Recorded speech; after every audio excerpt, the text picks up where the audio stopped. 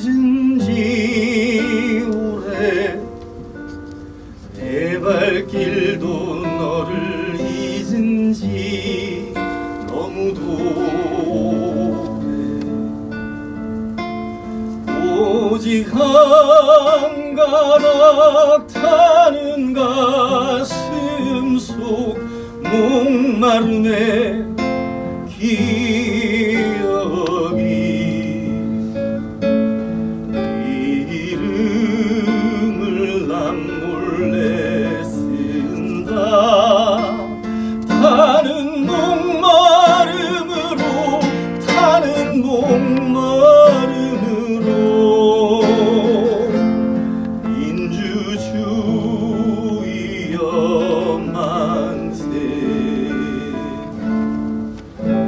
살아오는 저 푸르른 자유의 추억 되살아나는 끌려가던 벗들의 피 묻은 얼굴 떨리는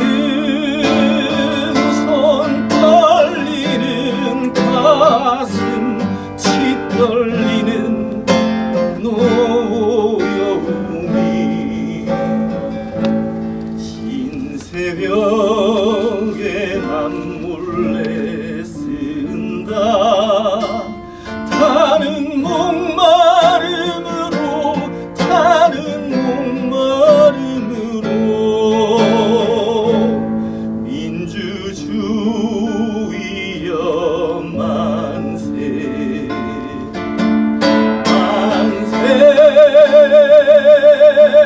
만세 민주주의여 만세.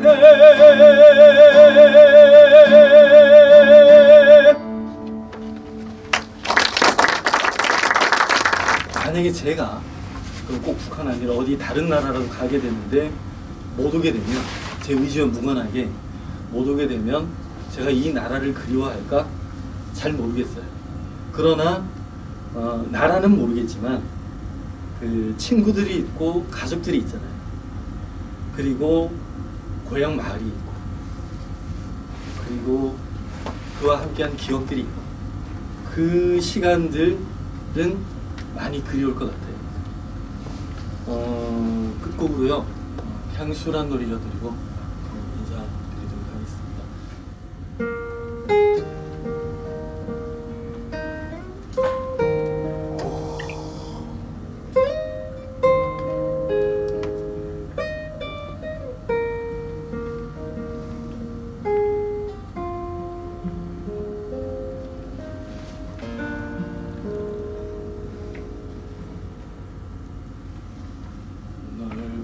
걸 동쪽 끝으로 옛이야기 찌질된 실개천이 위돌아 나가고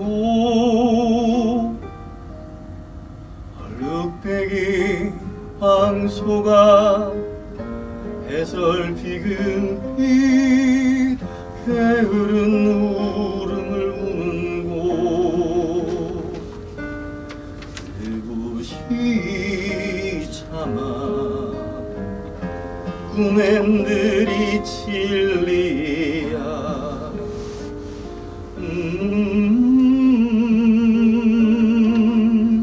지화로의 해가 식어지면 빈 밭에 밤바람 소리 알을 달리고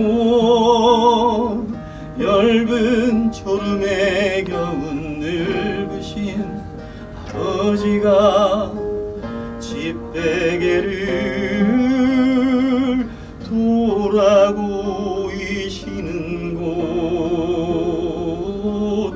그곳이 차마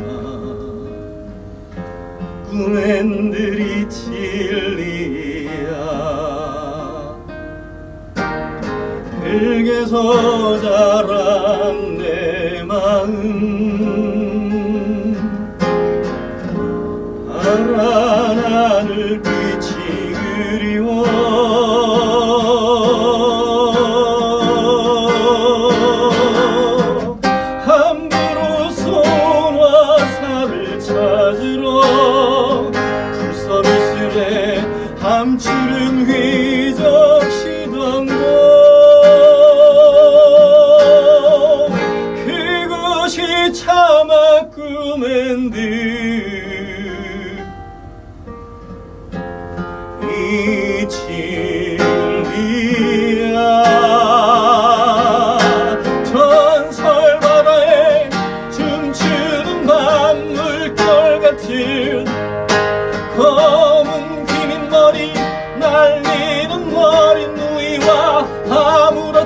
않고 예쁠 것도 없는 사철 벗은 아내가 차가운 햇살을 등에 지고 이삭 춥던 곳, 그곳이 참아 꿈엔들이 진리야.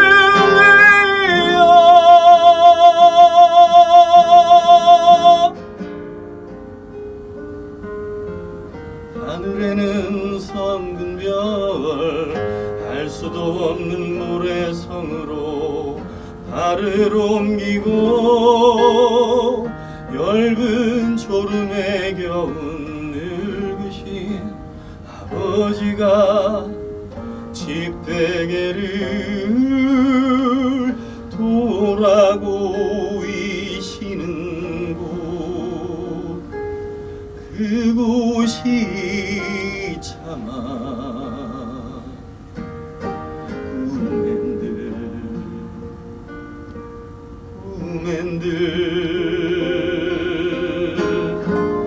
이 진리야.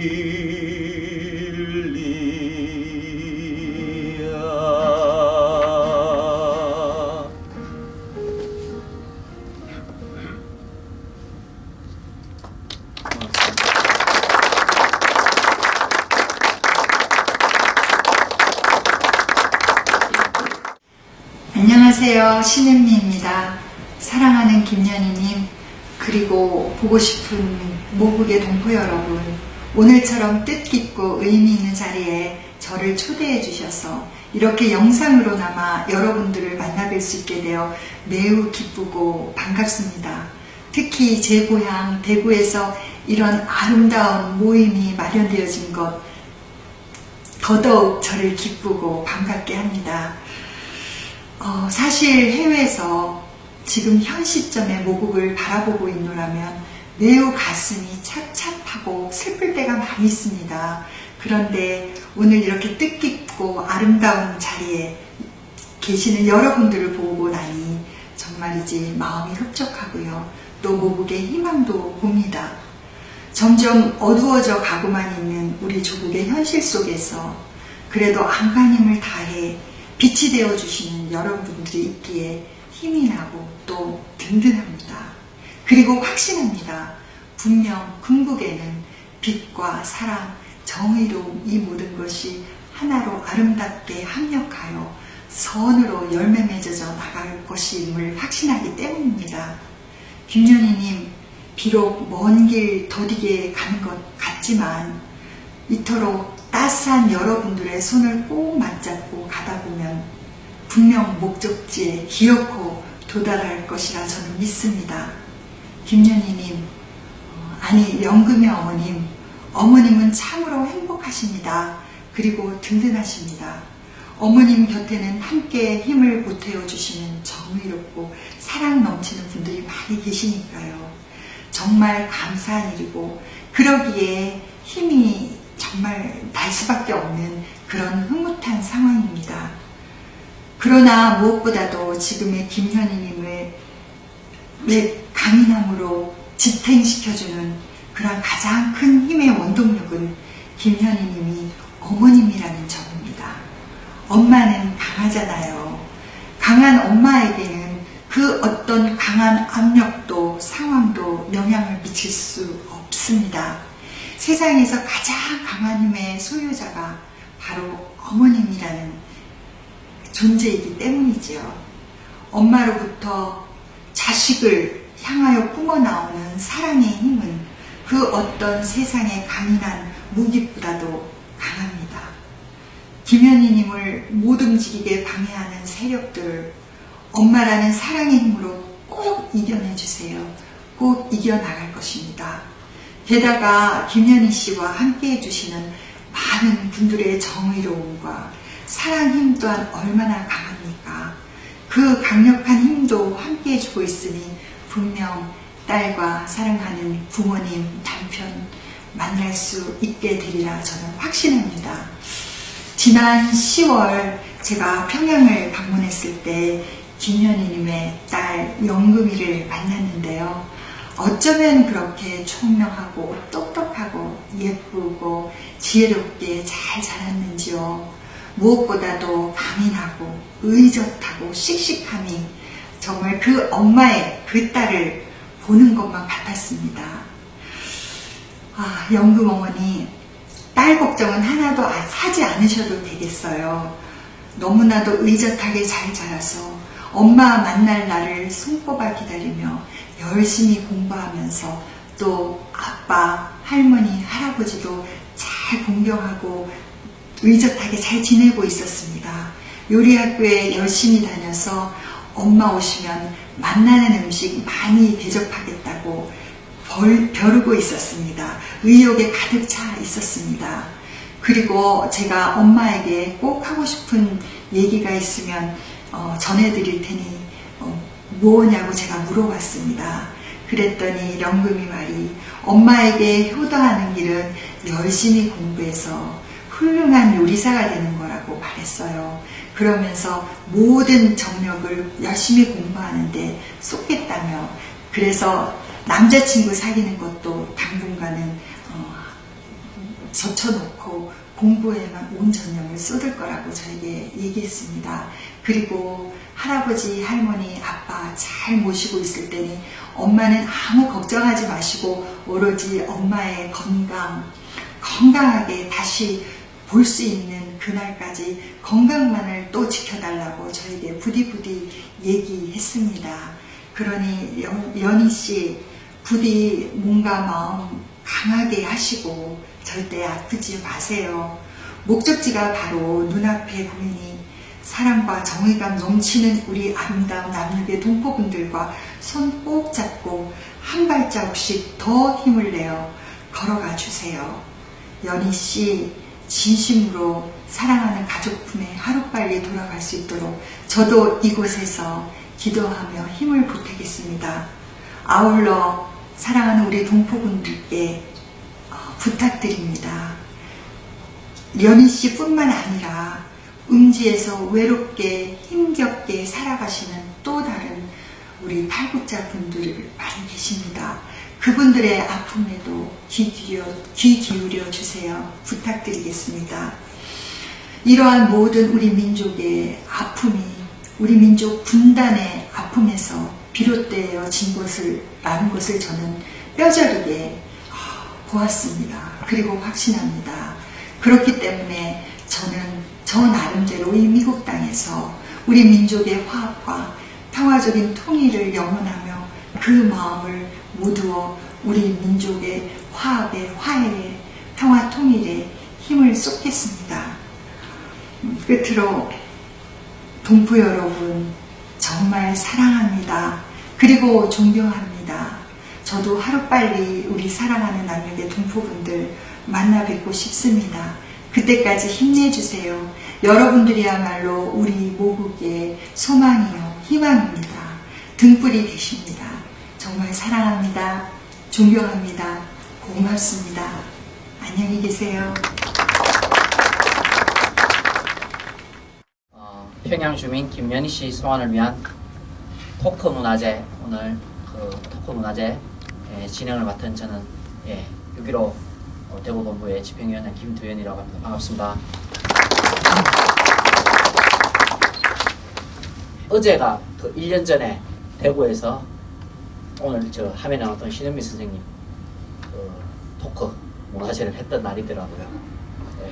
토크 문화제. 작년에는 또 신현미 선생님의 그 토크쇼로 대구에서 있는 평화를 연행하는 시민들이 함께 모여서 마음을 나누는데, 올해는 김연희 씨 모시고 올 연말 정리하면서 분단 체제의 아픔과 또 평화 통일을 위한 우리의 마음을 나누는 이런 뜻깊은 시간을 마련하였습니다. 오늘은 세계 인권 선언이 발표된 지 47주년 되는 날입니다. 오늘 아침 67주년이 되는 겁니다. 48년에 발표되었고 67주년이 되는 해이고, 오늘 아침 대구 교도소에서 있어 대구 인권 중앙 조직위원회 주최로 이제 대구 인권 뉴스 발표와 인권 주간 사업계획 발표 이런 것들을 진행했는데, 세계 인권 선언에는 모든 사람은 생명 자유 및 신체의 안전에 대한 권리를 가진다.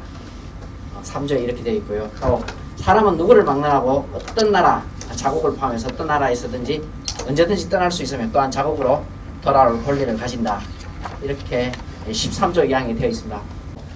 공화국 공민이라는 그런 의식을 버린 적이 없다라고 공개적으로 말씀하신 우리 김연희 선생님과 그 대구의 참여연대 목사 대표님을 맡고 계신 오규순 목사님 모시고 오늘 행사를 진행하도록 하겠습니다. 두 분 큰 박수로 앞으로 좀 맞이해 주셨으면 좋겠습니다.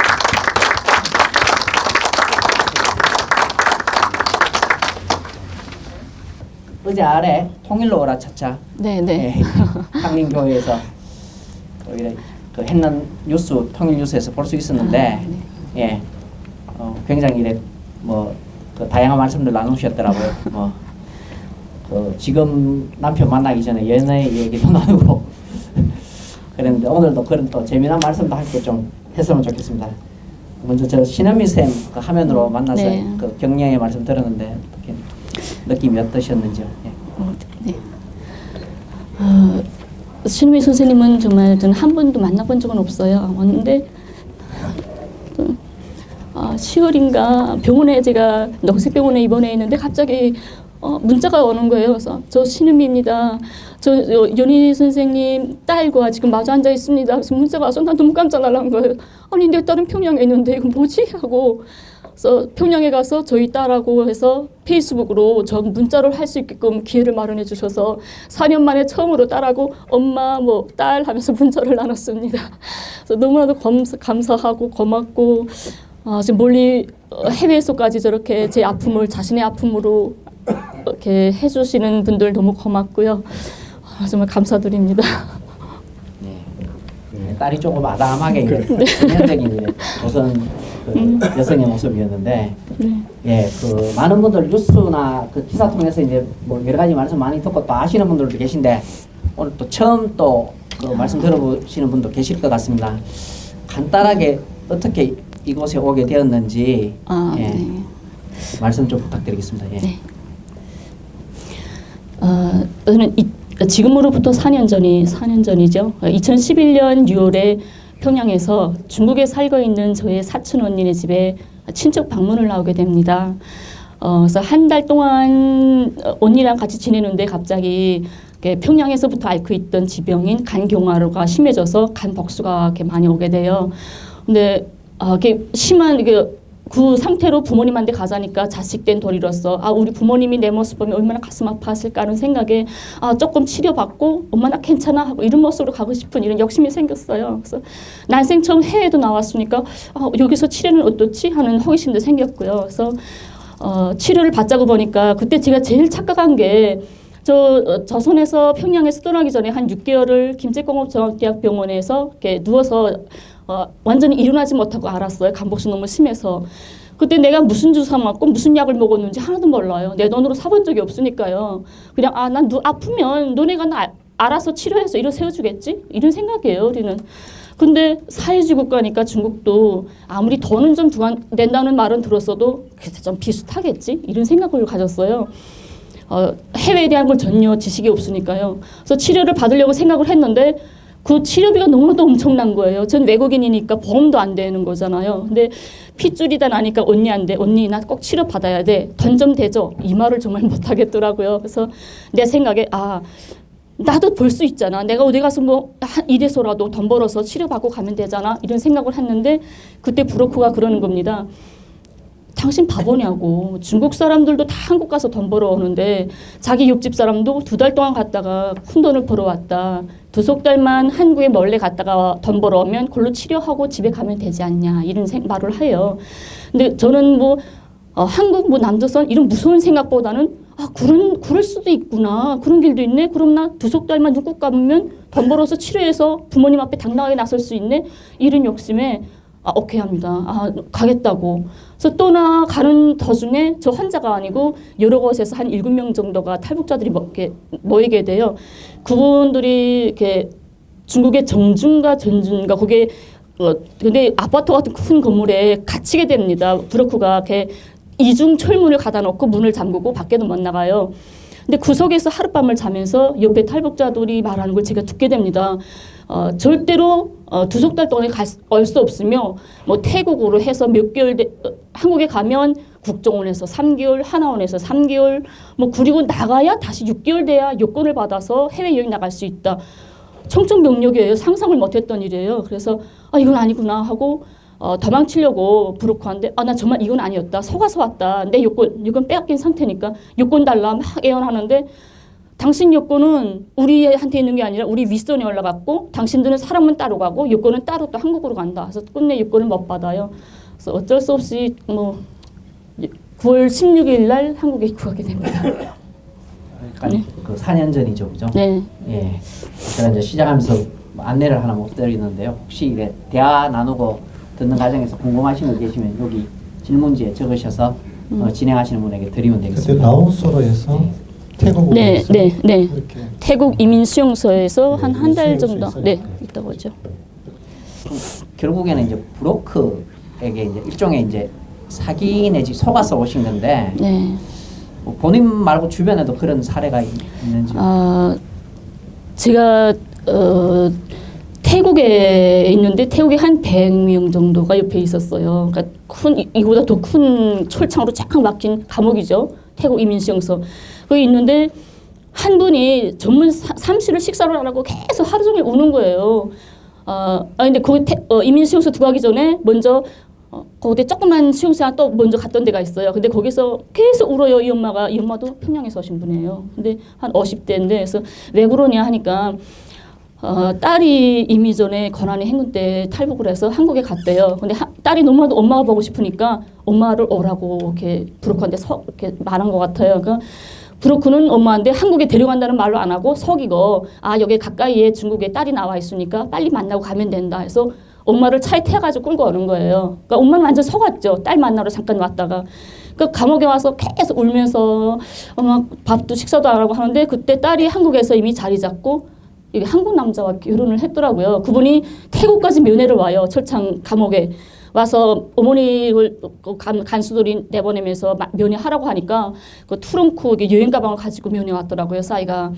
그걸 막 바닥에다 집어 던지면서 이 사람 새끼 같지 않은 것들아 어떻게 집에 지금 내 농감이 있고 내 아들이 기다리는데 어떻게 사람이 이렇게 속여서 꿀거냐 하면서 네 사람 새끼냐 하면 막 우시더라고요.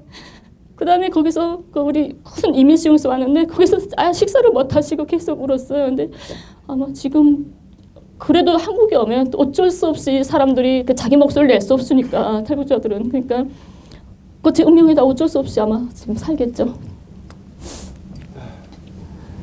아마 그 태국의 이민 수용소로 하지만 난민 수용소처럼 메콩강 주변을 해서 우리 북조선, 남조선 네. 이렇게 특징을 합시다. 그 탈북뿐만 아니라 여러 이제 난민들이 수용되어 있는 매우 복잡하고 열악한 환경 상황의 자리 주로 탈북을 해오는 과정이 그 라오스나 태국을 이용해서 그렇죠. 메콩강을 건너서 험난한 여정이 아마 굉장한 고생을 많이 하셨겠습니다. 그렇죠.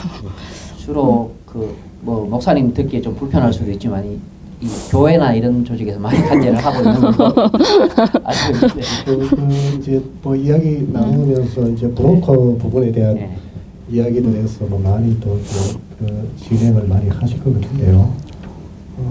그 이윤 동기가 만만치 않습니다. 시대마다 좀 다르지만 김연희 씨 같은 경우는 중국에 계셨기 때문에 아마 300만 원 정도. 전 250만 원. 250만 원. 네. 예, 그리고 북으로부터 하면 보통 1,500만 원 정도. 아이들 같은 경우는 한 200만 원. 뭐 이런 이윤 동기가 이제 발생이 되다 보니까 여러 브로커들이 사실은 그 경제적 그 착취를 또는 이윤 동기를 위해서 있고요. 특히 이제 종교단체 같은 경우도 여러 그런 과정을 통해서 이윤을 이제 확보하는 부분들이 많이 존재를 지금 하고 등급들이 그렇죠. 있고 뭐 그런 부분들이 한번 어떤 분하고 만난 것 같아요. 그렇죠. 네. 어쨌든 그 브로커에서 의해서 이제 그 일종의 이제 사기 내지 속아서 그쵸. 남쪽으로 네. 오셨는데 그리고 난 다음에 계속 자기 의사나 이런 것들을 명확하게 밝혔다고 뭐 나오던데 어떤 과정 여러 번 있었을 건데 본인의 의사를 밝혀와셨는지. 네. 네. 제가 그 해 9월 16일 날 한국에 입국을 합니다. 네, 한국을 입국하면 우리는 뭐 다 아시겠지만 국정원에서 그냥 내보내지는 않잖아요. 그래서 첫 순간부터 저는 말해요. 난 브라코에게 속아서 왔다. 그러니까 나 내 고향으로 보내달라. 근데 지금 생각하면 정말 내가 너무 정말 천만 바본 거예요. 조금만 똑똑했으면, 지금처럼만 생각했으면 그때 나 살겠습니다 했다가 재형이 있다 나오면 6개월이면 나 요건을 받아서 갔을 수도 있어요 지금. 근데 제가 그 정도로 똑똑하지 못한 것 같아요. 나만 실정을 너무나도 모르고요. 그래서 와서부터 난 솔직하게 최고인 줄 알았어요. 다 진실하게만 하면 진실은 알아주는 줄 알았어요. 그래서 오자마자 말을 하죠. 난 정말 속아서 왔다. 거기 내 부모 있고 자식 있는데 내가 왜 여기서 사냐고, 가야 된다고 하니까 그 국정원에서 그래요. 당신이 한국에 왔다가 간 거 알면 북에서 당장 죽일 건데 어떻게 보내냐. 처음에 그래서 죽으면 내 땅에 묻힐 거잖아요. 내 부모 자식 곁에 묻힐 건데 뭔 걱정이냐고. 나 죽어도 부모 곁에가 죽고 싶다. 보내달라 하는데 끝내 철저히 무시해버립니다. 그리고 마지막에 그래요. 대한민국 국민으로 살겠다는 서약서를 써야 된다. 너 이 서약서 안 쓰면 죽어도 이 국정원에서 못 나간다. 네가 여기서 죽으면 네가 죽었다는 걸 누가 알겠냐. 이런 말을 해요. 근데 정말 내가 한국에 왔다는 건 누구도 모르고 또 국정원이라는 게 평양에서도 들 때 제가 어렸을 때부터 안기부란 말을 들어봤어요. 엄청 무섭게 들었거든요. 이게 국정원이 안기부로 생각을 하니까 너무 공포스러운 거예요. 정말 나 죽으면 우리 가족은 나 어디 있는지도 모르겠구나. 너무 안타깝고 무슨 짓을 해서든 나 살아서 가야 된다. 이 생각에 끝내 서약서를 써요. 이래서라도 가야 되겠다. 서약서 쓰고 그때 생각한 게 탈북자들은 나오면 6개월이면 여권을 준다는 이런 마지막 정말 실어리 같은 희망이 있었어요. 국민으로 살겠다는 서약서만 쓰고 나오면 여권이 나오겠지. 그러면 가면 되겠지. 이 생각을 하고 이렇게 나오게 되죠. 그때 그 국정원에 도착했어도 네. 그 자기의 소위 말해서 나는 이 서약서 가는 게 보호동의서거든요. 네. 그렇죠. 네. 보호동의서를 쓰면은 대한민국 이제 자격이 이제 네. 부여가 되고 이제 정착권이 이제 지원이 되고 실질적 내용으로는 이게 전향서. 그렇겠죠. 네. 그래서 뭐 강력하게 사실은 저항을 하고 한 달 단식. 네, 한 달도 단식을 하면서 밥을 안 먹어가지고 난리가 났었어요 국정원에. 네. 통일부 당국자 만남에서도 확인하고 이제 그 사람들 얘기로는 현행법으로는 보낼 방법이 없다. 그리고 뭐 그 형식적이든 어쨌든 서류상을 본인이 남쪽에 오겠다는 의사를 여러 차례 밝혔다라는 게 이제 통일부의 입장입니다. 네. 입장인데 이제 거기에 대해서 어떻게 생각하시는지. 네. 그 이야기 하시면서 그 지금 요거 뭐 재판을 이렇게 했지 않습니까? 저는 지금 이제 2년형의 집행유예 3년인데요. 그 간첩죄이고요. 잠입 탈출, 회합, 통신. 그 2년의 집행유예 3년 간첩 김연희 씨가 여러분 함께하고 계십니다. 좀 상식적으로 납득이 안 되죠. 검찰도 항소를 포기를 해요. 네. 우리가 경험하지 못한 이제 이야기인데요. 국정을 그날 이후부터 해서 공개적으로 이제 자기 주장을 이렇게 하기까지 4년 동안 줄기차게 사실은 한 가지의 주장들을 사실 해왔던 과정이 쭉 일관되게 존재를 했고 재판 과정에서도 그게 충분히 이야기되어졌던 과정이 있어서 아마 동시에 그렇게 좀 네. 이야기해 주시면 좀. 네. 저는 그저 하늘이 여권 받을 생각에 그냥 나오게 되는 거죠. 그래서 한 6개월을 기다려요. 6개월 되면 나 집에 가겠지 생각했는데 6개월 만에 시청에다 여권을 신청하니까 전 안 된다는 거예요. 그래서 아직 난 때가 안 됐나 하고 한 1년 만에 다시 또 신청을 해요. 신청을 하니까 전혀 나는 절대로 안 된다는 거야. 신청서 받지도 않는 거예요. 시청에서. 그래서 너무 이해가 안 돼가지고 왜냐고 하니까 국정원에서 당신은 여권 못 해주게 돼 있다. 그래서 그 자리에서 너무 열받아가지고 국정원에다 전화를 합니다. 전화를 하니까 당신은 처음부터 북으로 가겠다고 했기 때문에 신은 투기자로 분류가 돼가지고 나중에라도 북으로 도망갈까봐 여권을 못 해준대요. 그 말 들으니까 너무나도 오기 막히고 강제로 국정원 줘놓고 도망갈까봐 자기 고향으로 자기 집으로 도망갈까봐 여권 안 해준다. 여권이라는 건 인간의 처벌적인 법원적 권리잖아요. 여행. 근데 난 지금 찰상 없는 감옥으로 튀어나온 거예요. 그래서 그때 보면서 아 나는 절대 이 나라를 믿으면 안 되겠구나. 난 정말 그래도 한 형제니까 나 진심을 알아주겠지. 그런 생각을 했는데 여권도 안 해주니까 난 이전 합법적인 방법은 절대 안 된다. 그래서 밀항을 준비합니다. 밀항을 준비해서 손을 다 놨는데 2천만 원을 달라고 해요. 근데 저는 뭐 1년밖에 안 됐는데 2천만 원은 뭐 상상을 못하죠. 그래서 마지막 손에 가서 포기가 되고 그다음에 그때 해약통신이라는 게 있어요. 제명의 국가보안법에. 그게 뭐냐면 방법이 없으니까 다시 나는 어제 내가 믿을 거는 내 저것밖에 없잖아요. 그래서 중국 주재 뭐 우리 북대사관에다 전화를 합니다. 10년. 예. 10년. 그 번호도 나 모르잖아요. 몰라서 우리 중국에 있는 사촌 언니한테 북조선 전화번호 좀 알아봐 달라 해서 전화 받아가지고 전화를 합니다. 그래서 정말 죄송합니다. 제가 잘못돼서 한국 여기 와 있는데 다 밝혀요. 와 있는데 제발 좀 나 고향으로 돌아가게 좀 도와달라 하니까 거기서 나오는 소리가 한국에 가 있는 사람을 우리가 어떻게 데려오냐고. 그러니까 중국까지만 나와라. 그러면 저국에 데려가겠다. 책임지고 가겠다. 근데 그 말 들으면서 당연한 거 너무 당연한 건데 너무 섭섭한 거예요. 그래서 네 자식이 지금 아파서 울잖아. 어떤 수라도 써서 나 좀 데려가줘 이런 생각인데 그게 내가 너무나도 허망한 꿈이더라고. 그 사람들도 이해가 되죠. 어떻게 여기 와서 날 데려가겠어요. 슈퍼맨도 아니고. 그래서 그게 해약통신죄로 걸렸고요. 그다음에 잠입 탈출죄라는 게 제가 때문에 위조 요건을 다시 또 하게 됩니다. 인터넷 보니까 위조 사이트 알게 돼요. 그래서 또 해서 거짓 마지막까지 다 거의 하게 됐을 때 또 실패가 돼가지고 그것도 또 경찰 조사를 받게 됩니다. 그때 마지막에 500만 원을 요구. 네. 그래가지고 그때 경찰 조사까지 붙으면서 그다음에 모든 걸 다 내려놓게 돼요. 포기합니다. 인생 자체도 산다는 것 자체가 너무 죄스러웠어요. 부모님한테. 아 내가 여기서 살고 있다면 우리 부모님 뭐라고 할까 이 생각에 나 죽어야 돼. 자 죽는 게 차라리 내 무거운 짐을 도는 것 같다. 우선에 약을 50알 먹고 쓰러졌는데 경찰이 밀착 감시를 항상 하고 있었어요. 그래서 집에 불만 꺼 있으면 당장 뛰어들어와서 뭐 하나 보고. 그래서 그날도 내가 쓰러졌으니까 119 찾아가지고 저를 병원에 후송을 해서 다음날 하루 있다가 정신을 차렸는데 그 후과로 제가 20일 동안 하반신 마비를 걸려서 휠체어를 타고 다녔어요. 그래서 한 20일 만에 퇴원을 했는데 그때 생각이 내가 살아있다는 것 자체가 너무 조스러운 거예요. 내가 왜 살았지? 나 죽어야 되는데 왜 살았지? 하고 태어난 다음 날로 다시 손목에 덕맥을 끊어요. 칼로. 무조건 죽여야 되겠는 거예요.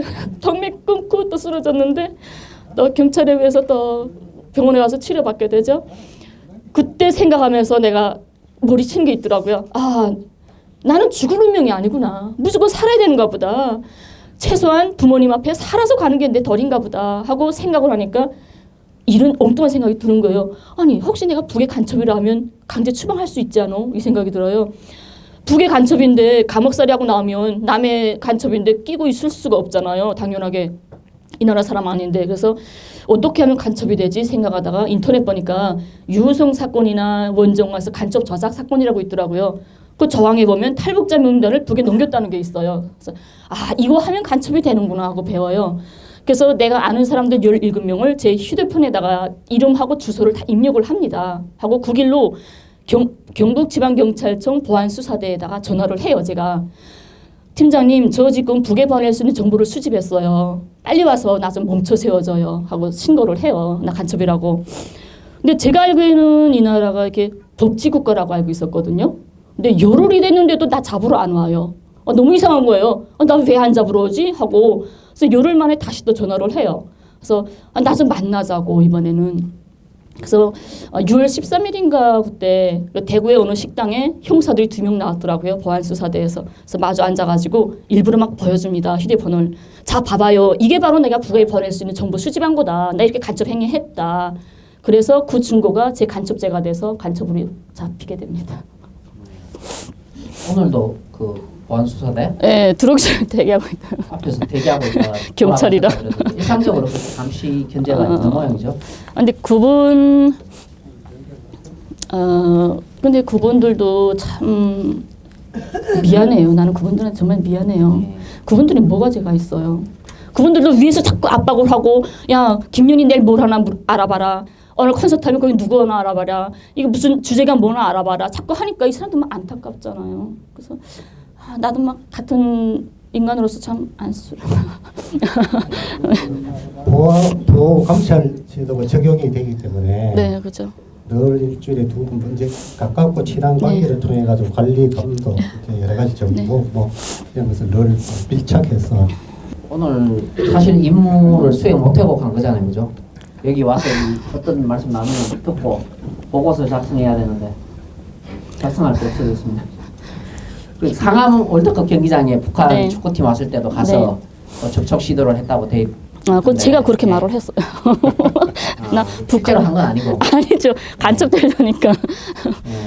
고향으로 가기 위한 개인이 할 수 있는 마지막 국리까지 다 굴리시던 그렇죠. 거예요. 그래서 최대한 발버둥 쳤어요, 저는. 미랑, 네. 네. 위조 여건, 네. 또 뭐 간첩, 뭐 이런 거 했는데 사실 다 뭐 혼자 할 수 있는 여러 가지 노력들이 좌절됐습니다, 그죠? 그렇죠. 그때 사실 그 어떤 느낌이셨습니까? 좌절되고 난 다음에는. 제가 감옥에서 출소한 게 아마 올해 4월 21일이에요. 10개월간 그 감옥에 교도소라고 하죠. 교도소에 있다가 4월 21일 날 출소했는데 그때 제가 생각을 합니다. 이 사회에서 내가 혼자 결심하고 판단하고 뭔가 결정하기에는 난 너무나도 어리구나. 너무나도 모르는구나.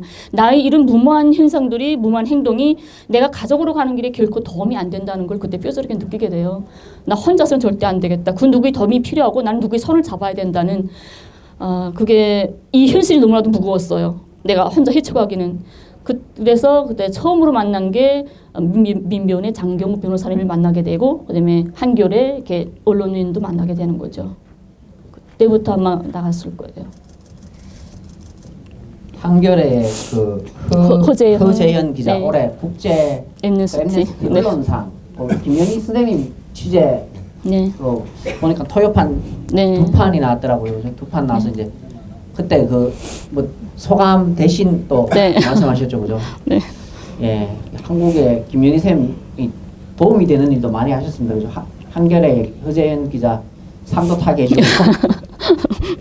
제가 그 이래 제가 하나 질문을 제가 최근에 이렇게 만나 뵈면서 4년의 어떤 학위 과정이 때로는 좀 이해 안 되는 뭐 부분들이 있지만 지금 이렇게 생각해 보면은 고향으로 가고자 하는 혼자 살 수 있는 최대한의 생각과 방법을 막 이렇게 다 이렇게 해갔던 과정이었다 생각이 들고요. 아마 그런 것은 순간적인 어떤 기운보다는 어떤 몸에 배어 있는 어떤 강인한 어떤 정신이다. 이런 생각을 많이 이렇게 해봅니다. 대담 중에 잠깐 이제 그 나눈 이야기들 중에 보니까 주로 그 남쪽이든 북쪽이든 우리 윗대에 독립운동을 하신 분들이 많이 있지 않습니까? 또 그 자손들이 상당히 이제 그 강인한 정신들을 유전적으로 몸으로 이렇게 이어받는 경우가 많은데요. 김정희 선생님의 그 아버님의 아버님이죠. 또 독립운동을 하셨고 아버지는 유복자로 네. 태어나시고 할머니가 사실은 굉장히 많은 고생을 하셨던 것 같습니다. 아마 그런 부분의 흐름이 좀 있을 것 같아서 저는 할머니를 통해서 들은 할아버지죠. 네. 할아버지의 독립운동이라고 그럴까요? 그 정신의 이어짐이랄까요? 이제 그런 부분도 한번 이야기를 좀 뿌리 깊게 한번 듣고 싶은 생각이. 제가 제일 존경하는 분이 제 아버지인 것 같습니다. 제가 생각하는 아버지는 정말 너무나도 강하시고 정말 정말 그런 것 같아요. 근데 저희 할아버지 혹시 여기 양세봉 선생님 이름 아세요? 민족주의자신데 양세봉 선생님하고 함께 저희 할아버지가 항일 투쟁을 했어요. 그래서 우리 할아버지 이름이 김정섭이라고 아마 뭐 무슨 있을지 모르겠지만은 그래서 할머니가 항상 그분들 따라다니면서 일제놈들하고 싸우면서 빨래 해주고 밥 해주고 하면 항상 그거 따라다녔다고 해요. 애들은 어린 애들을 다 그 친척집에 맡겨놓고 그래서 아버지를 임신했는데 할아버지가 일제놈들한테 잡혀서 이렇게 목을 딱 따가지고 어느 성에다가 일주일을 매달아놨대요. 그 조직 성원들이 찾으러 오면 잡겠다고. 그래서 할아버지 시신도 못 찾았다고 할머니가 항상 이야기해주셔서 아마 그런 핏줄이 돼서 그러는지 모르겠는데 아버지가 유달리 정말 당사하셨어요. 아버지는. 그래서 아버지가 엄청 강하셨고 나 좀 그런 피가 있지 않을까 생각도 해보고요. 그 김영희 선생님이 그 남쪽이든 북쪽이든 늘 이제 그 경제적 여러 가지 힘들 때가 있지 않습니까? 네.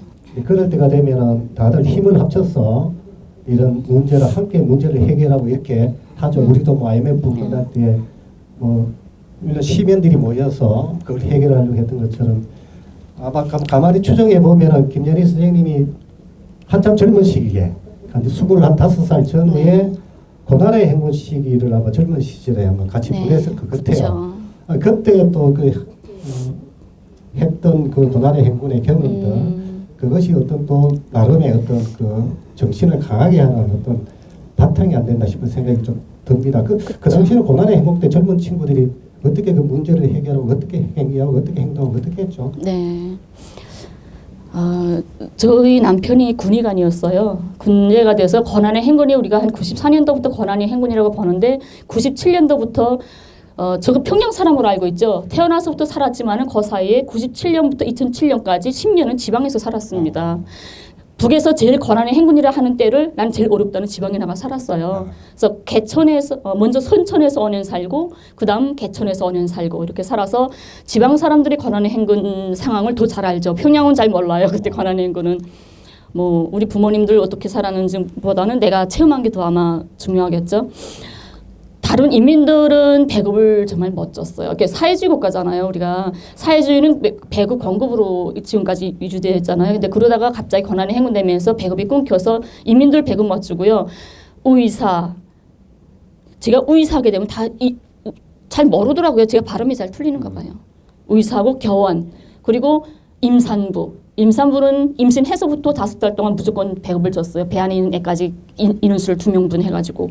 그리고 주고 군대들을 줬는데 저희 남편이 군의관이니까 당연히 배급 타야죠. 그래서 근데 저는 군인 가족이잖아요.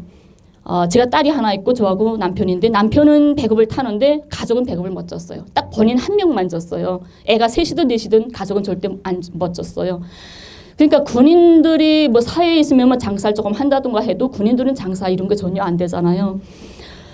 근데 군부대가 있는 주변 사람들은 군대들은 삼시를 밥을 줬어요. 근데 아침, 점심 밥을 먹으면 저녁에 가게 되면 누가 시키지도 않아요. 하지만 누가 몰래 숨겨가지고 저녁밥을 제기밥 만들어서 몰래 숨겨요. 그러니까 전사들이 여기 하전사라고 하나요? 병사에 숨겨가지고 몰래 가지고 나가요.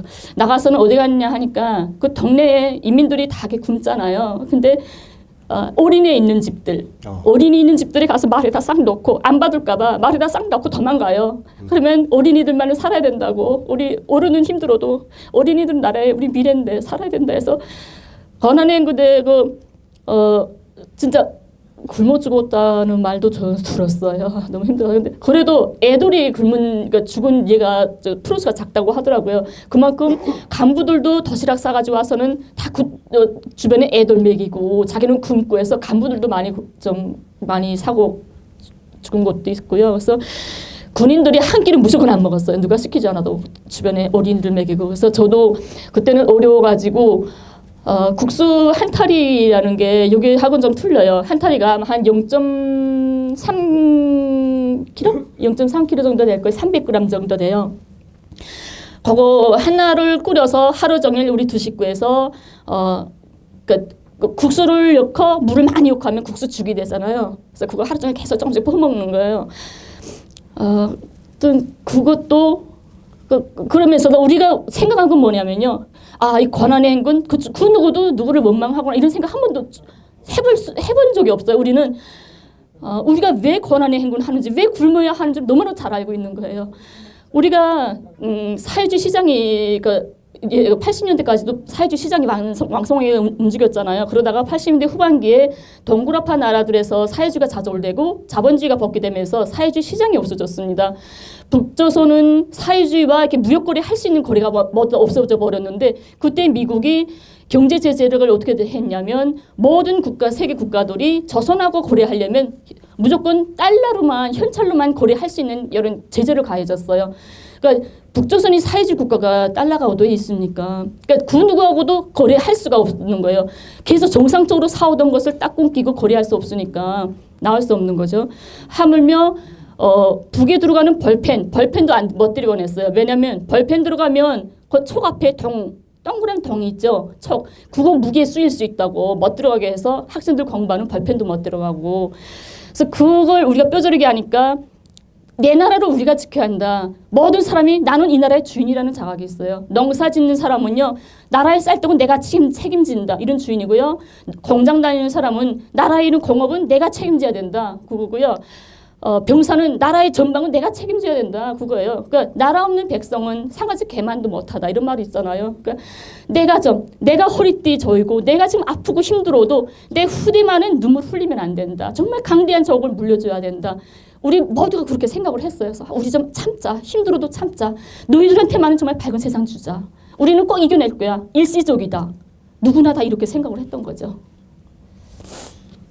예, 그 어려운 고난의 행군의 과정을 겪고 견뎌냈듯이 지금도 어렵고 힘들지만 반드시 좀 견뎌내고 가족 품으로 돌아가리라고 생각합니다.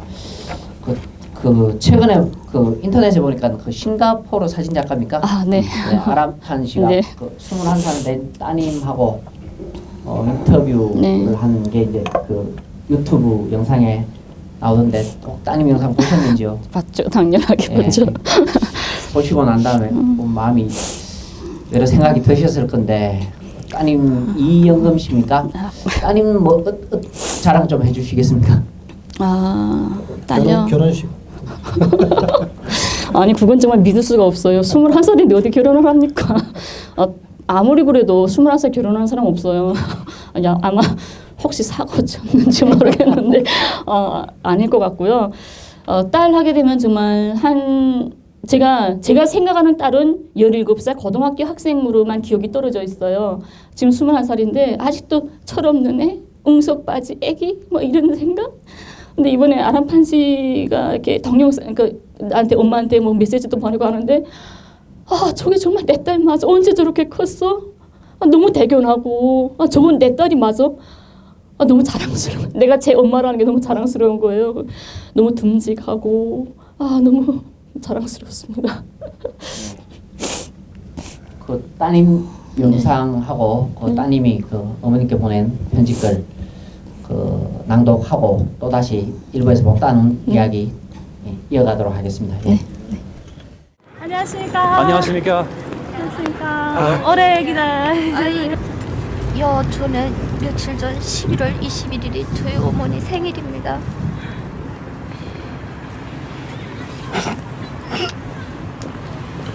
혈유 하나 없는 그곳에서 어머니 생일을 어떻게 보내셨는지 이제 얼마 안 있어 2016년 새해를 맞이하게 됩니다.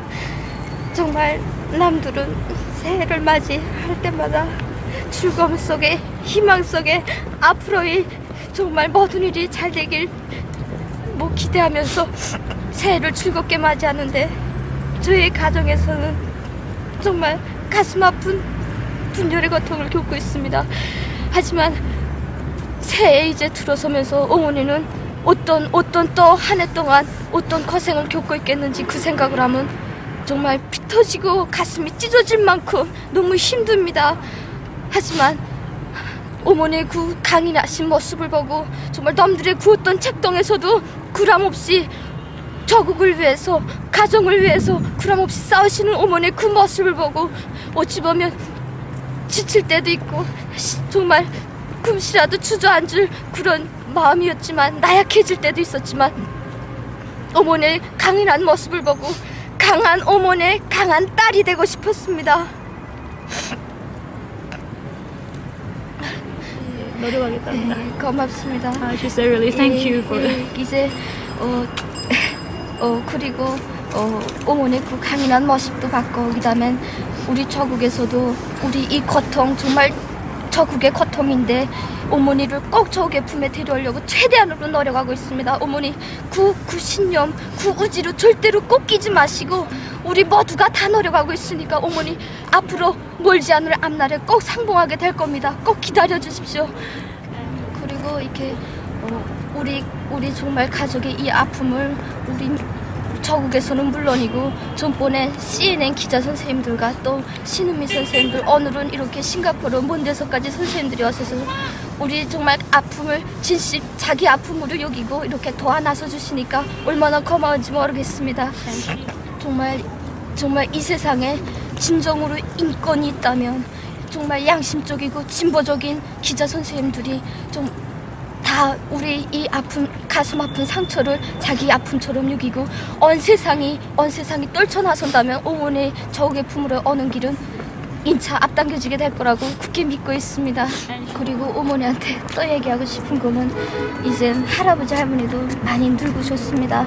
하지만 그래도 늙으신 몸에 사랑하는 딸을 기다리면서 강인하게 정말 지금 계시고 있는데 물론 어머니 사랑하는 딸을 그리워하지만 건강 앓는 몸, 부른 몸은 정말 가슴 아파서 못 봐주실 겁니다. 그러니까 어머니 오실 그날까지 강인하게 싸우실 때 건강한 모습 유지해 주시고 또 건강한 모습으로 저에게 품에 돌아오시길 정말 진심으로 어머니 꼭 그렇게 해주기 바랍니다. 건강해서 돌아와 주십시오.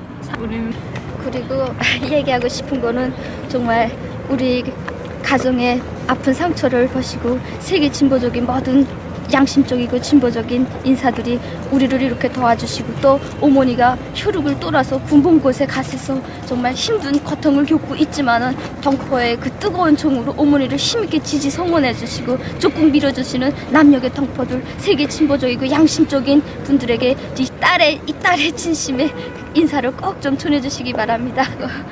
삼봉의 그날까지 정말 꼭 힘내주시기 바랍니다. 마지막까지.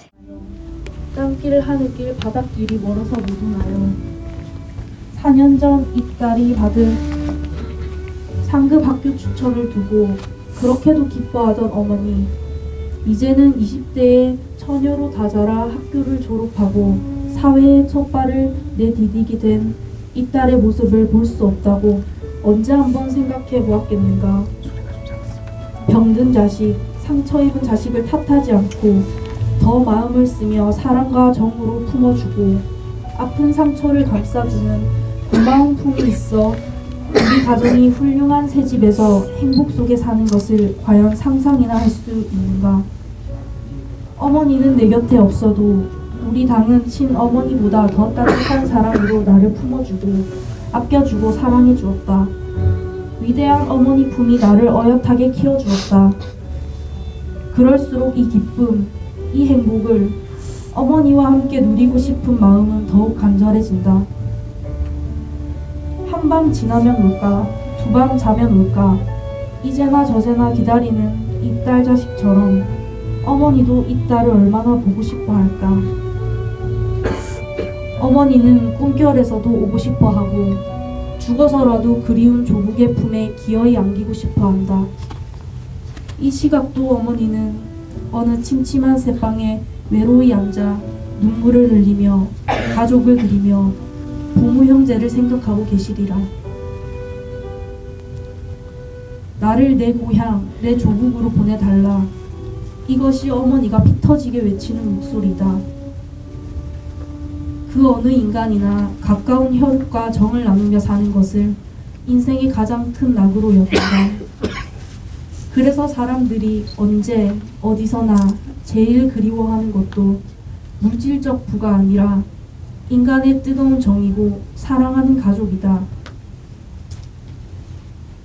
인륜을 놓고 보아도 그토록 조국으로 돌아가기를 간절히 바라는 어머니를 하루빨리 가족의 품으로 돌려보내는 것은 천만번 응당한 것이 아닌가.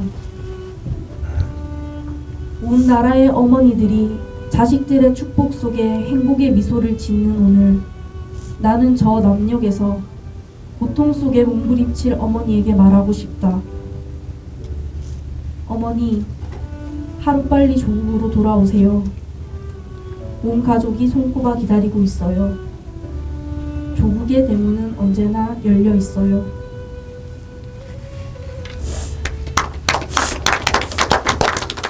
생일 잔치 제일 많이 하는 것 같아요. 생일 잔치 2번 하셨어요? 사실 생일 잔치 저는 갔었는데 제 생일날 누가 케이크 들고 오는 사람 없던데 남쪽에서 벌써 인기가 많이 좋으시더라고요. 많은 분들 모셔서 생일 축하. 남쪽에서 혹시 처음 받으셨는지? 예. 4년 4번째, 5번째 맞는 생일이에요. 원래는 그 제가 9월 16일 날 왔으니까 국정원에서 11월 20일에 한 번 생일을 맞았어요. 그때는 그냥 혼자서 쓸쓸히 맞았는데 그래도 제가 생각하기에는 절대 이 땅에 있는 한은 내 생일 절대 안 샌다는 그 생각이 꼭 있었어요. 그래서 아직까지 단 한 번도 안 샜는데 이번에는 너무나도 고마우신 분들이 그래서 처음으로 4년 만에 하지만 간절히 서원해봤어요. 그날 이게 제 부디 마지막 생일이 되게 해달라고. 예, 부디 내년에는 가족과 함께 생일상을 받을 수 있는 그날이 꼭 오리라고 생각합니다. 예. 원래 우리 그 소망하는 1차 지금 이 송환이란 말이 참 좋은 것 같은데 어떻든 그 어머니가 많이 편찮으시잖아요. 그 오늘이 11월 쉰 날이라 그러죠. 쉰 날. 그 20날이 이제 칠순이죠. 열흘 뒤에. 그 칠순날은 꼭 이제 가서 어머니를 만나뵙길 갈망했는데 이번 10일 기간 동안 이 일이 일어나면 참 좋겠다는 소원을 한번 해봅니다. 그죠? 예. 어쨌든 뭐 그 현행법적으로는 정부에서 못 보내겠다는 건데 꼭 어떻습니까? 돌아가는 방법이 꼭 없습니까? 지금 그 통일부 이제 관계자도 다 만났죠. 공식 답변이라기보다는 이제 기자의 질문과 또 이제 그 질문에 대한 이제 답이어서 그 통일부의 공적 입장의 무게감은 떨어지지만 현 있는 부분들에서 뭐 현행법은 뭐 이런 이야기이고 사실은 지금 현행법으로서는 없죠. 예, 냉혹하게 없습니다. 아니면 특별법을 만들든지 뭐 이런 거고요. 그러나 이제 현행법에 상관없이 이제 남과 북이 동포회적으로 인도적으로 이렇게 했을 때에 우리는 그 장기수 선생님이나 또 이인모 선생님의 전례가 또 있어서 이 부분들은 좀 인도적으로 동포회적으로 결단을 하면은 굉장히 쉽게 풀릴 수 있고 평화 통일의 화해의 국면도 되고 이런 부분들이 있어서 우리 김현 쌤이 빨리 가기 위해서는 1차적으로 우리 많은 사람들이 고향으로 이제 가기 위한 마음을 모으고 그것이 남북 화해의 밑거름이 되고 이런 운동의 저변들이 힘이 용솟아쳤을 때 이건 좌우의 문제가 아닌 것 같아요. 진보 보수를 막론해서 이렇게 좀 기운을 모아내면은 남과 북의 적정한 어떤 시기에 동포회적으로 인도적으로 이렇게 서로 교환할 수 있는 좋은 하나의 또 통일의 하나의 씨앗이 되었으면 좋겠다는 게 소망입니다. 예, 뭐 그 목사님 말씀하셨듯이 사실 뭐 전례가 없었던 것도 아닙니다, 그죠? 그리고 얼마 전에 오마이뉴스 그 보니까 현행법이 없으면은 뭐 법을 만들어서라도 사람을 위해서 법이 있는 거지 법 때문에 사람이 있는 건 아니지 않습니까, 그죠? 법을 만들어서라도 보낼 수 있으면은 보내야 된다. 또 이 과정을 통해서 그 국정원 합동신문센터의 그 신문 과정이나 이런 것들에 대한 제도적 보완 이런 것들이 필요하다는 것을 사실 드러내는 그런 사례인 것 같습니다. 예. 지금 국정원 같은 경우는 어떻든 본인들은 뭐 현행 증거가 없다라고 이야기하지만은 사실은 많은 적은 이제 속에서 오늘 뭐 그 이야기가 좀 약했습니다만은 600만 원을 이렇게 받으면 300만 원을 먼저 이렇게 주지 않습니까? 하나원으로 이렇게 나올 때에 이 300만 원을 우리 국정원 직원께서 자세하게 브로커에게 전달하는 방법을 다 안내해 줍니다. 그 자동 이체하는 거 모르잖아요. 자동 이체하는 방법까지 다 가르쳐서 300만 원을 받으면은 바로 브로커로 300만 원이 이렇게 이체되도록 하는 이런 자세한 안내들을 지금 사실 한 분뿐만 아니라 지금 계속 진행을 이렇게 하고 있는 거죠. 이것은 명확하게 브로커와 국정원의 커넥션이라고 볼 수밖에 없는 심각한 문제점이죠. 김연희 씨뿐만 아니라 한국과의 국정원이 그 어떤 정치적 수단으로 인해서 어떤 목적을 이용하는 수단을 이렇게 브로커와 커넥션을 해서 한다는 것은 다른 차원에서 심각한 문제를 제기해야 될 그런 부분인 것 같아요.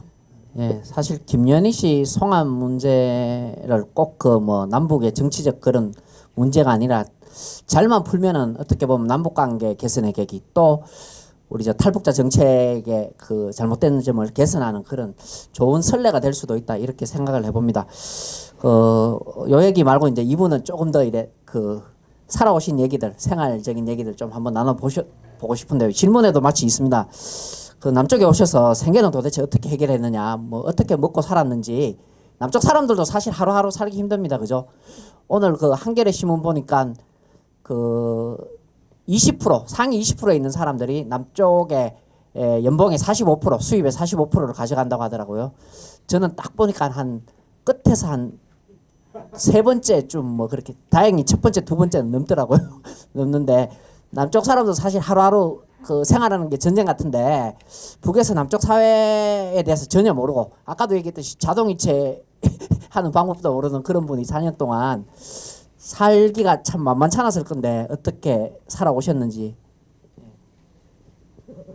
처음에 나왔을 때는 제 생각은 어제 하나잖아요. 6개월만 참다가 가자 이 생각이었으니까 6개월을 어떻게 보낼까 생각을 했다가 북에서 문화가 틀리잖아요. 70년을 헤어져 살았으니까. 그래서 북에서 모르고 남에서 모르는 그 공간점. 나는 내 또 직업병이겠죠. 그러니까 이런 의류 패션 부분에서 북쪽과 틀린 점을 찾고 싶고 내가 그걸 북에 가져가서 활용하고 싶은 거예요. 네, 목사. 네. 그래서 그런 욕심에 패션 디자인 이런 직업 전문 학교를 들어가게 됩니다. 그래서 들어가서 5개월 공부를 하고 겨울에 국가 기술 자격 시험, 네, 그걸 시험 봐서 제가 94점으로 1등을 해요. 또 전국적으로 했지만은 결과는 뭐 별로 없습니다. 뭐 제가 어디 그런 내 기술 가지고 들어갈 수도 없고요. 나이도 있고 문화도 틀리고 그래서 바라던 일은 못 들어가고 그냥 나중에 영천에 있는 PVC 이런 전선줄 재활용 회사 거기 가서 일을 하게 되는데 제가 깜짝을 놀라요. 저도 북에서 일을 하다 왔잖아요. 김제공업종합대학에서 양장사로 있었는데 나뿐이 아니고 모든 일을 하는 사람들은 우린 8시간 노동자예요. 아침에 뭐 9시부터 일 시작했다 하게 되면 저녁에 6시면 딱 끊어져요. 어분도 같이 더 할 수가 없어요. 뭐 생산 공장 같은 데는 교대가 들어오니까 못 들어오고 다른 우리 같은 데는 무슨 생산 그런 게 아니니까 그래도 딱 시간만 되면 딱 끝나고 한 30분 동안 청화 사업하고 그리고 그냥 집에 가야 되고 그래서 더 이상 일한다는 거는 근데 나는 여기서 일할 때 아침 8시에 일을 시작해서 어떤 때 대체로 저녁 10시까지 일했고요. 어떤 때는 12시, 어떤 때는 새벽 2시까지 일을 했어요.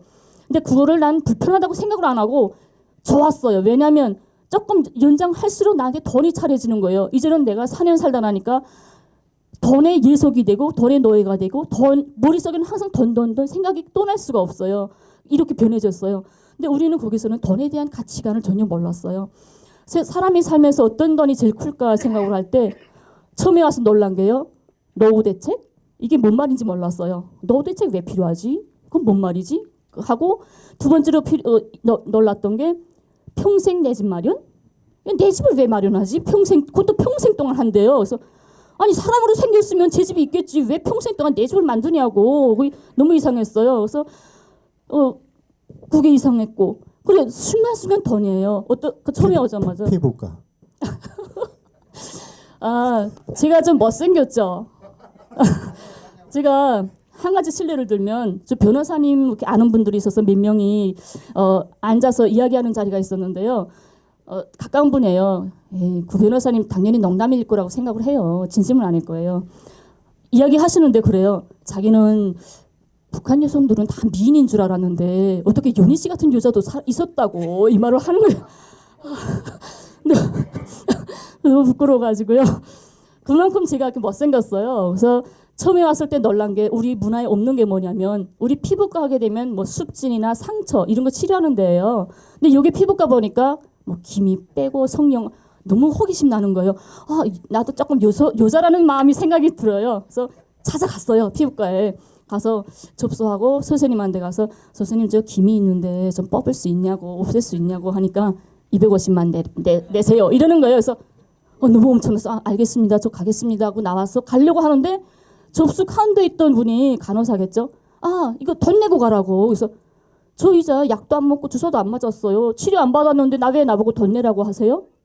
그 이상해서 난 나가려고 하니까 그래도 의사 선생님하고 이야기했으면 돈 내야 된대요. 그래서 아니 어떻게 병원은 치료하는 병원이지 어떻게 말한 값을 내라고 하냐고. 그래서 그게 참 깜짝 놀랐고요. 또 어떤 분하고 차를 타고 가는데 거리에 톨게토 있잖아요. 차 쭉 세우더니 더 놀래요. 그래서 그건 뭐예요? 하니까 지나가면 더러 순값 지나간 돈을 내야 된대요. 그래서 아니 이게 공동 누구나 가는 길인데 왜 돈을 내냐고, 이 돈 누구한테 내냐고 이해가 안 됐어요. 그리고 또 차로 어디 주차하는데 주차하고 또 주차비 돈을 낸대요. 그래서 아니 세상에 이런 길도 다 주인이 따로 있어요. 그게 너무 순간순간 내가 닥치는 게 돈이니까 혹시 아는 사람이 이거 뭐 써 하고 주면 이거 돈 얼마 줘야 되는 거 아니야? 이 생각도 하게 되고 자꾸 의심을 하게 되고 누가 도움을 주면 이거 얼마 줘야 돼? 이런 생각을 하게 돼. 자연히 돈에 예속이 돼요. 너무 돈이 너무 힘들어. 예, 북쪽에 가면 뭐 향산 가는 노양산 가는 고속도로 타도 톨게이트 없더라고요. 그죠? 우리처럼 그 통행권 받고 이러지는 않기 때문에. 예. 우리는 그 고속도로 가면은 그 안내원이 이렇게 하죠. 손님 이렇게. 예. 또 뭐 특진하면 특진료도 따로 내야 되고 그렇습니다. 예. 근데 북쪽에도 보니까 최근에 보니까 7일 경제관리 개선 조치 이후에는 뭐 그 각 공장마다 노력 실적 상한판이 붙고 뭐 이런 게 보이던데 북쪽에도 혹시 실적에 따라서 따로 임금을 주고 이런 게 있습니까? 급여를 주고 생활비를? 그거는 잘 모르겠어요. 제가 그린 생산 공장이 아니었고 나는 양장사니까 그 분야는 잘 모르죠. 예, 너무 솔직하십니다, 그죠? 예, 또 그 들어온 질문 중에 남쪽에 와서 그 어느 정도 알고 있는지 북의 일반 주민들이 또 남쪽 정보를 듣는 경로가 혹시 따로 있는지. 예, 예. 정말 슬프다고 해야 될지 이해가 안 된다고 해야 될지 그런 게 있었어요. 남쪽과 북쪽 간에 여기서 흔히 말하죠. 북 세뇌 교육 시킨다고요. 세뇌 이게 세뇌인가? 당연히 세뇌 됐겠죠. 근데 나는 태어나서부터 세뇌 받은 게 그거예요. 저 남조선은 언젠가는 우리가 함께해야 할 형제고 우리 동포고 우리 민족이다. 언젠가는 함께해야 된다. 그리고 저 전선에 나와 있는 전선에 난 국군들은 미국의 총알 바디로 어쩔 수 없이 나와 있는 거지. 우리는 하마 선전을 해서 국군들을 개양을 해서 총뿌리를 우리 동족인 우리 형제한테 총 돌리는 게 아니라 미국한테 총을 돌리게끔 개양을 해야 된다. 그리고 미국이 월수지. 그 남조선은 우리 형제라는 걸 항상 교육을 받으면서 살았어요. 그러니까 남조선 하게 되면 너무나도 가까워요. 그래서 처음에 남조선 사람을 만난 게 89년도 임수경 씨가 평양에 왔을 때 우리 대학에 왔었어요. 근데 모든 북쪽의 사람들이 남조선 사람이 왔다니까 너무나도 좋아서 막 달려가고 싶고 손 내밀고 싶고 해서 나도 남조선 사람 손 한번 살짝 만져보기라도 하면 좋겠어요. 어떤 사람인지. 그래서 북쪽 사람들이 너무나도 손을 만져서 임수용 씨가 이렇게 껍질이 다 벗겨져서 붕대를 감고 다녔어요. 평양에서 막 껍질 너무 손을 잡아서. 그만큼 북쪽 사람들은 남조선 하게 되면 그랬어 왔어 하고 계속 먼저 다가가고 손 내미는 이런 세뇌가 있어요. 우리는 그때 유행했던 거 한번 해보시죠. 예. 임수용이 왔을 때 우리가 제일 기억하는 게 그거예요. 한 2명, 3명만 모이면 임수용 씨가 하나 배워준 게 있어요. 세상에 나와서 이거 너무 멋졌어요. 와 이거 어떻게 흔들지? 그래서 우리 항상 앉으면 서로마다 그 흉내를 하는데 아무리 해봐도 며칠을 해도 임수용이처럼 안 돼요. 그래서 우리는 그 하나의 풍습이 됐어요. 북에서 임수용 씨가 왔다 간 다음에 앉으면 야 이거 돼? 이거 안 돼? 하고 너무 멋있어가지고 그랬던 것 같아요. 2001년도에 임수경 씨 다시 갔을 때 임수경 씨만 그 남쪽 대표단 일정하고 임수경 씨 개인 일정이 따로 있더라고요. 따로 본인이 89년도 때 다녔던 일정들을 다시 다니는데 그 북쪽 분들은 남쪽 분들을 그렇게 이제 우호적이고 또 동포로 이렇게 생각하는데 남쪽에 와서 남쪽 분들이 생각하는 북한의 모습, 또 북에 대한 인식 이런 걸 많이 들었을 건데 들으면서 드는 느낌이라든지 뭐 이런 여러 가지 안타까운 인식이나 이런 것도 많이 이래 보였을 건데 거기에 대해서 좀 말씀 좀.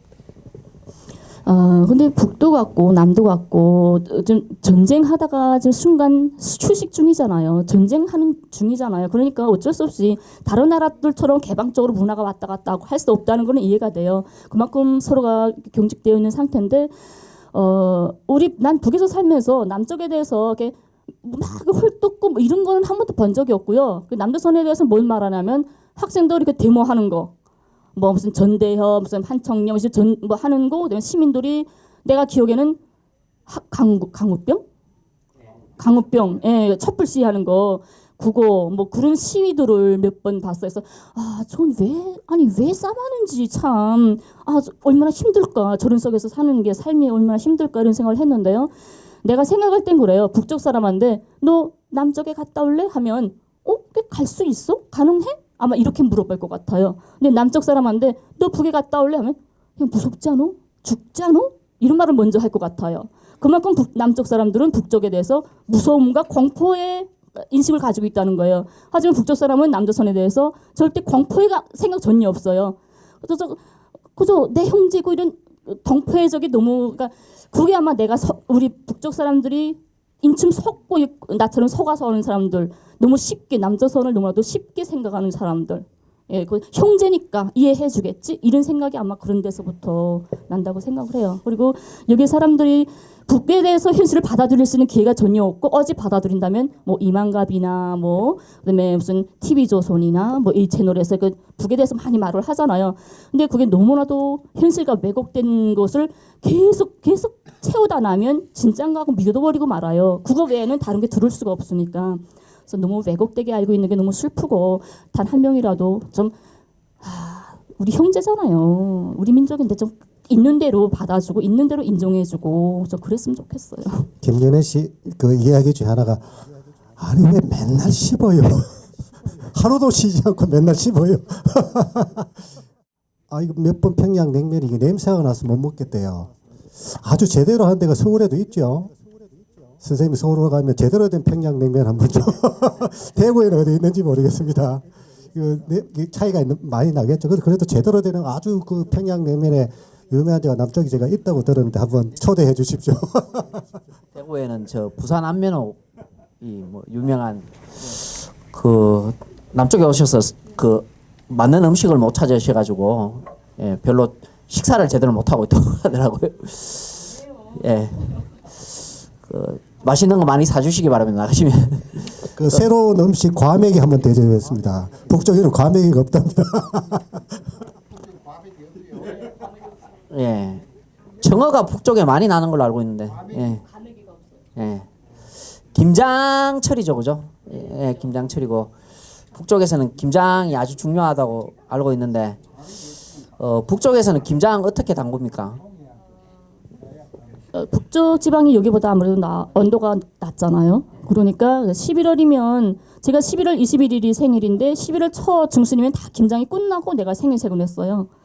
근데 김장철 되게 되면 이렇게 가정부인들이나 애들은 아니고 세대주들만, 이거 세대주란 말 뭐라도 남편, 예, 그 모두 직장 다니는데 직장에서 세대주들만, 가족이 몇 명이나 해서 세대주별로 직장에서 배추하고 무, 고추를 매 집마다 날라다 줘요. 식구도 우리 몇 폭이 이르는데 여기서 우리는 그렇게 안 하고 몇 킬로, 100킬로, 200킬로 뭐 하는데 11월에 김장을 하면 내년도 4월까지 김장을 먹어요. 예, 그러니까 반철 식량 양식이니까 그 엄청 우유를 많이 부여하고요. 네, 그렇죠. 김장하는 방법은 뭐 여기하고 똑같죠. 그렇죠. 우리도 키로수로. 네, 우리는 우리는 한 300kg 뭐 이렇게 했던 것 같아요. 큰 독으로 한 3개 정도 뭐 이렇게. 그 고향에 가면은 남편에게 하고 싶은 말이 무엇이냐라고 제가 한번 사적으로 질문을 하니까, 여러 질문 중에 남쪽이 다 그렇지는 않지만 남쪽의 그 남자들은 부엌에서 설거지도 하더라. 설거지도 하더라. 그 남편의 그 이야기를 꼭 하고 싶다고. 예, 그 며칠 전에 만나니까 보고 싶은 사람 순서대로 하니까 아버지, 어머니, 그 다음에 딸, 마지막에 남편이 나오더라고요. 실제로 그 결혼하기 전에 또, 예, 아까도 얘기했듯이 뭐 연애 얘기도 뭐 밝히셨다 그랬는데, 사실 좀 궁금합니다. 북쪽의 연애나 이런 게 얼마나 자유로운지, 본인은 또 연애를 어떻게 하셨는지. 제가 연애할 때 당시 제가 21살에 연애를 했는데요. 남편이고 뭐라 하겠네. 제가 그때는 김용지 사범대학 양장사였어요. 김용지 사범대학 양복점에 있었고 그 연애하던 분은 김용지 사범 이거 다 노출돼서 김용지 사범대학 체육 교사였어요. 교수님이었는데 가서 한 1년 정도 연애를 했고요. 좀 너무 심하게 해서 어느 대학에 내가 대학에서 이렇게 여행을 가면 대학 차를 타고 가거든요. 버스에 타면 내 옆에 누구도 안 앉아요. 이 자리는 임자가 있는데 하고. 그러니까 구선생 자리에도 누구도 안 앉아요. 이거 연희 자리인데 뭐 이래가지고 그래서 좀 소문나게 연애했던 것 같아요. 근데 연애는 다 자유롭게 해요. 나 연애도 해보고 지금 사는 남편은 중매로 그 선 보고 살았는데 선도 봐서 하고 연애도 하고 다 여기가 똑같아요. 선생님하고 연애를 하셨네요. 제가 그 어른들 계셔서 이런 말이 좀 결례가 될 수도 한번 이해해 주십시오. 궁금해요.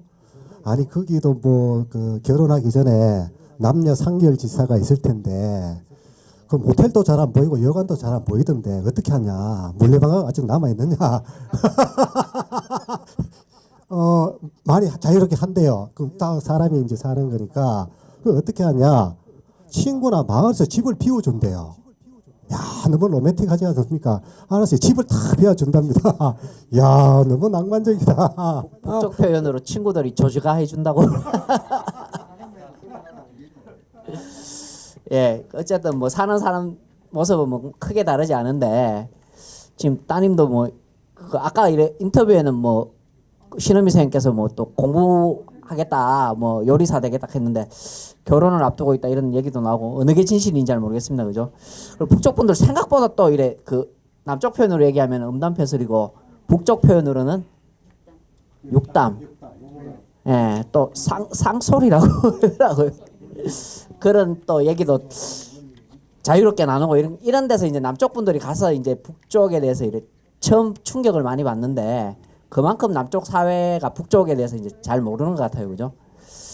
남쪽에서 북쪽에 대해서 참 제일 오해하고 있거나 이런 게 어떤 게 있는지. 오해라기보다 어떤 분을 제가 만난 적이 있어요. 만났는데 그분이 뭐라고 하냐면 저보고 정말 진보적이고 운동도 하시고 정말 깨신 분인데 자기는 북에서 이런 이렇게 뉴스나 나오는 거 보면 믿는다. 북의 현실에 대한 걸 이렇게 잘 보도하는 데도 있잖아요.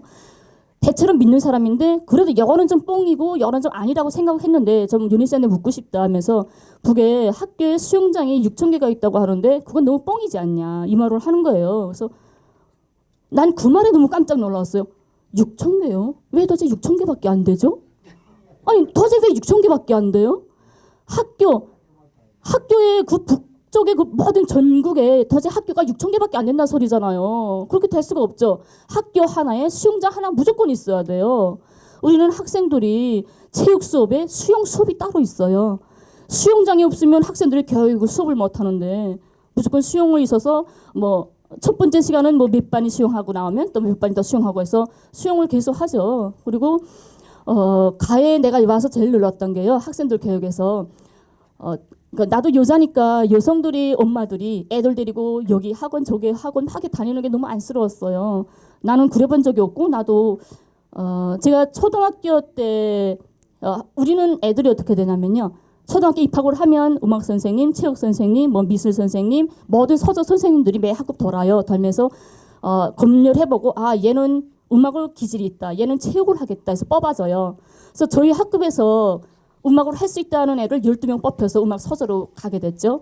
들어가니까 엄청 멋있더라고요. 악기 뭐 처음 보는 악기들도 많고 쫙 진열이 됐는데 12명을 쭉 세워놓고 선생님이 하는 말이 너네 해보고 싶은 악기를 하나씩 들어봐라. 근데 내가 제일 눈에 탁 띄우는 게 드럼인 거예요. 제일 듬직하게 크게 하나 있는 게 딱 하고 싶어요. 그래서 나 저거 드럼 두고 하겠다고 하니까 선생님이 저거 드럼은 그 기악할 때 제일 포인트 기본이래요. 그래서 좀 이쁜 애가 해야 된대요.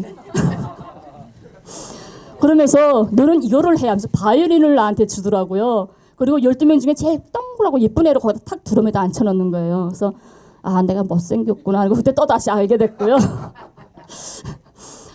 그래서 초등학교 가면 그렇게 뭐 악기가 오전에 수업이 끝나면 오후에는 다 각자가 뭐 음악 서적, 체육 서적, 미술 서적, 뭐 학생 선행공전 다 가해 서적을 나가요. 그래서 공부하고 또 들어가고.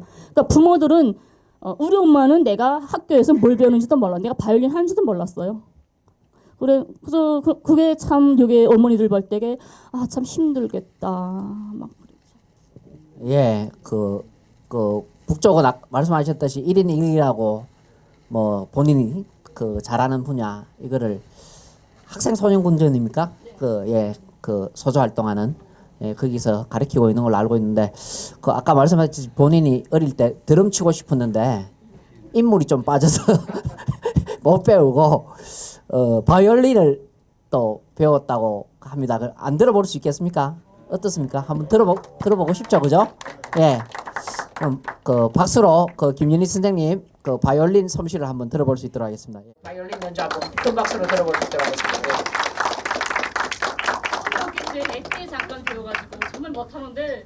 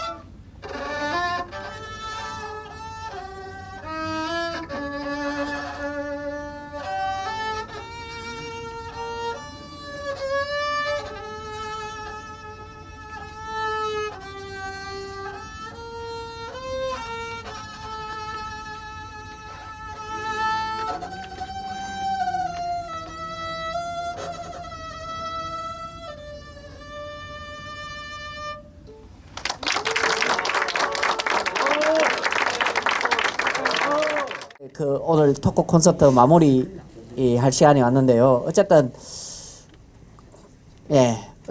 그 고향으로 그 빨리 가셔야 되지 않습니까, 그죠? 고향으로 가야 되고 고향으로 가기 위한 여러 가지 일의 노력들이 뭐 서울에서 또 대구에서 이렇게 캠페인도 진행하고 서명 운동도 하고 또 기자회견도 하고 문화제도 하고 이렇게 그 남녘 동포들의 마음을 보태는 일들을 해나가고 있는데 앞으로 뭐 돌아가기 위해서 이제 뭐 어떤 계획이 있으신지 또 본인의 활동 뭐 계획이나 이런 게 혹시 있으시면 말씀 좀 부탁드리겠습니다. 예.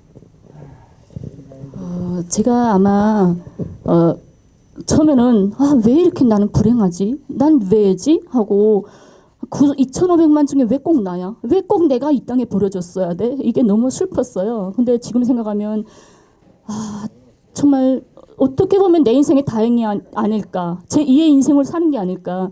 지금도 거기서 평양에서만 살았으면 정말 나 한 애의 엄마로서 그냥 나한테 차려주는 이 행복, 그게 얼마나 소중하고 위대한지도 모르고 그냥 살았을 거예요. 저국 통일, 우리는 저국 통일 해야 된다. 민족 분단 비국, 누군가 아파하고 있는데 언젠간 통일해야겠지 이런 생각을 했었지.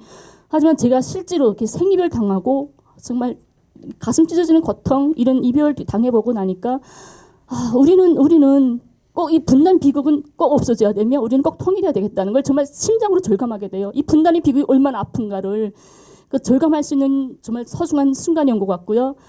제가 40여 년 살면서 내 인생에서 가장 아프고 고통스럽던 게 아마 여기서 4년이겠죠. 하지만 너무나도 소중한 죽어도 잊지 못할 너무나도 고마운 순간이 또 이 순간이었어요.